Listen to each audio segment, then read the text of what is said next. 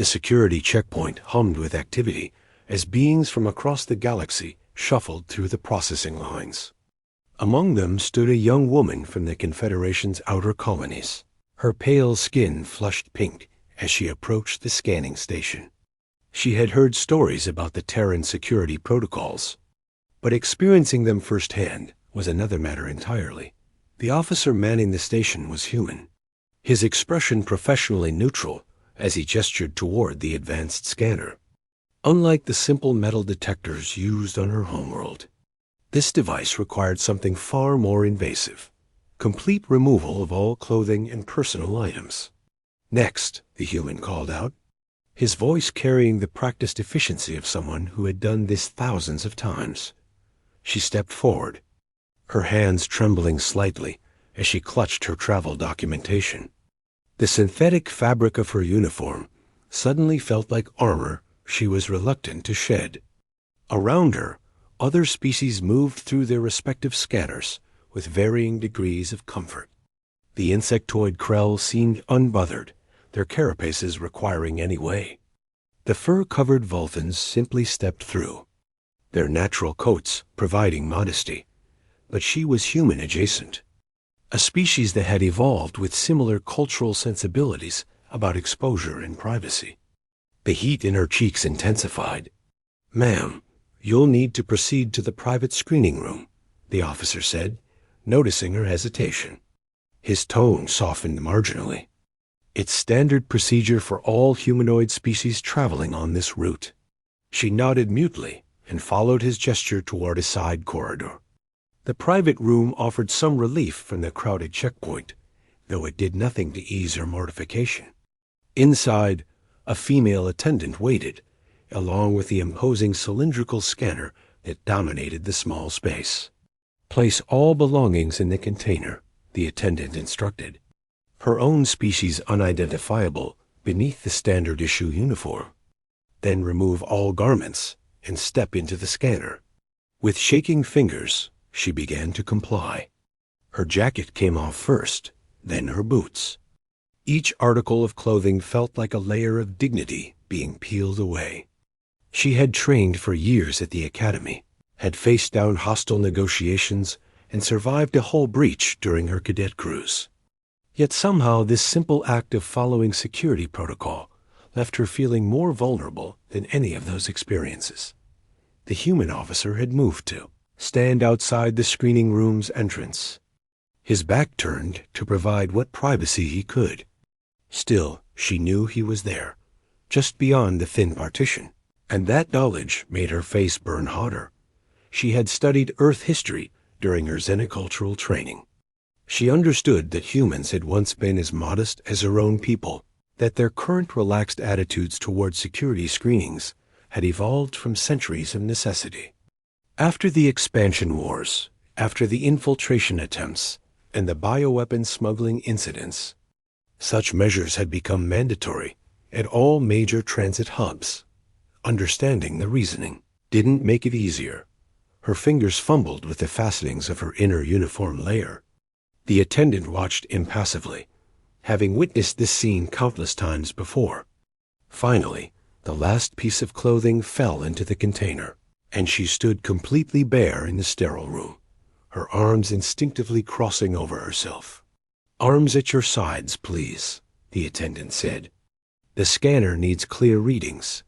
She complied, forcing her arms down despite every instinct screaming at her to cover herself.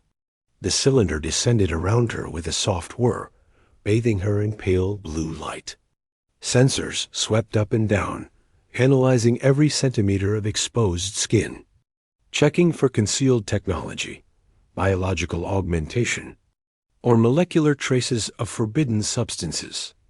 Through the translucent walls of the scanner, she could see the attendant monitoring the readouts. Beyond that, she caught a glimpse of movement as the human officer shifted position. He wasn't looking, she told herself firmly. He was a professional. This was his job. But knowing that intellectually and feeling it emotionally were two different things, the scanner completed its first pass and began a second, more detailed sweep. She closed her eyes, trying to focus on anything else. She thought about her assignment waiting on Station 7, about the diplomatic mission that had earned her this posting. She thought about how proud her family would be when they learned of her promotion. She thought about anything except the fact that she was standing completely exposed while sophisticated. Sensors cataloged every aspect of her physical form. A soft chime indicated the scan was complete. The cylinder rose, and she exhaled shakily, reaching immediately for her clothes. The attendant handed her the container, and she dressed with fumbling haste, her fingers still not quite steady. "All clear," the attendant announced, making a notation on her datapad. "You're approved for boarding." The human officer stepped back into the doorway as she finished fastening her jacket. His expression remained professionally blank, but something in his eyes suggested understanding. He had probably witnessed this exact scenario play out hundreds of times with travelers from modest cultures. "First time through Terran security?" he asked, his tone conversational rather than mocking. She managed a jerky nod, not trusting her voice. "Gets easier," he said simply. "The embarrassment fades after the second or third time. Eventually, you realize that everyone here is just trying to do their jobs and keep people safe. Nobody's judging."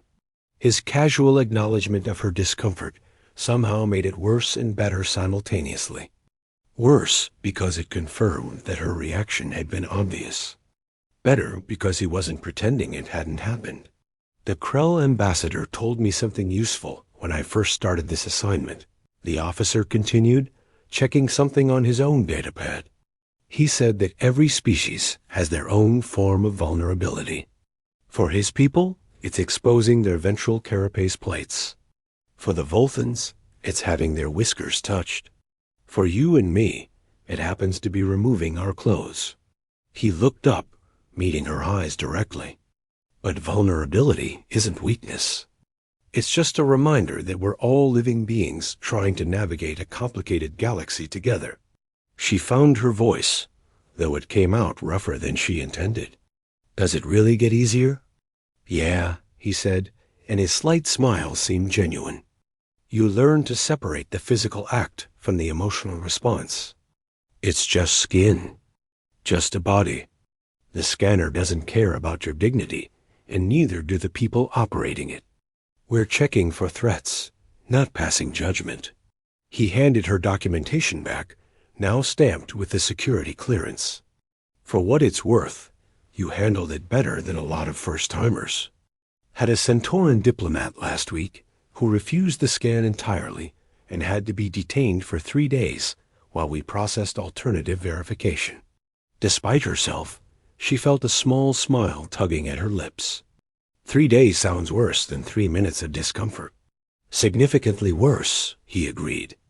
"Welcome to the station, by the way. Transit Lounge is 2 levels up. You're connecting shuttle boards in about an hour."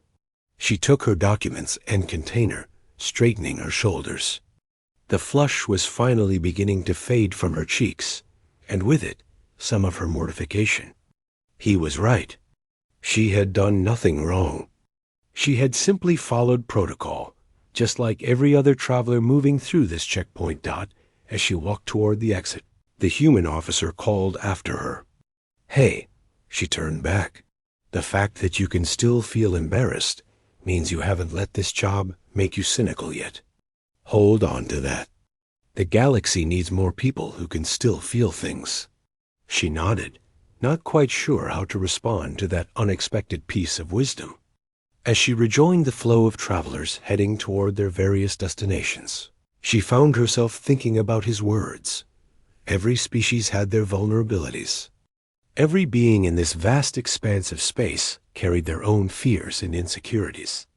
The Krell with their exposed plates, the Volthans with their sensitive whiskers, and humans, both Terran and colonial, with their complex relationships to exposure and privacy. Maybe that was what made the galaxy work. Not that everyone was the same, but that everyone understood what it meant to feel vulnerable. Even the human officer, standing at his post day after day, had probably experienced his own moments of discomfort and embarrassment. By the time she reached the transit lounge, the burning in her cheeks had faded completely. Her hands no longer shook.